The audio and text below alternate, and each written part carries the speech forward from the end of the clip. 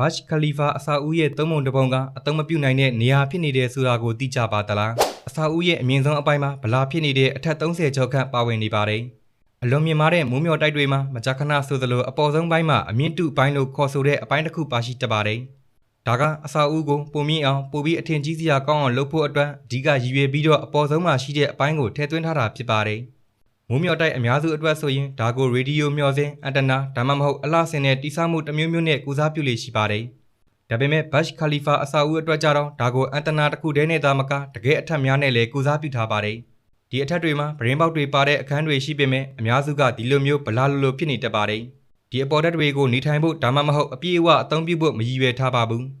ဒီအထက်တွေကိုလုံခြုံရေးစံချိန်တွေနဲ့ကိုက်ညီအောင်ပြုပြင်တဲ့အလုပ်တွေဒါမှမဟုတ်ပုံမှန်လိုအပ်တဲ့ရေပိုက်လျက်စစ်စတာတွေထည့်သွင်းတဲ့အလုပ်တွေကအလွန်ခက်ခဲပြီးကုန်ကျစရိတ်လည်းအလွန်များပြားလို့ဖြစ်ပါတယ်ဗီဒီယိုလေးကိုဆုံးဖြတ်ကြည့်ပေးလို့အားလုံးကိုကျေးဇူးအထူးပဲတင်ရှိပါတယ်နောက်ဗီဒီယိုမှာပြန်ဆောင်ကြပါမယ်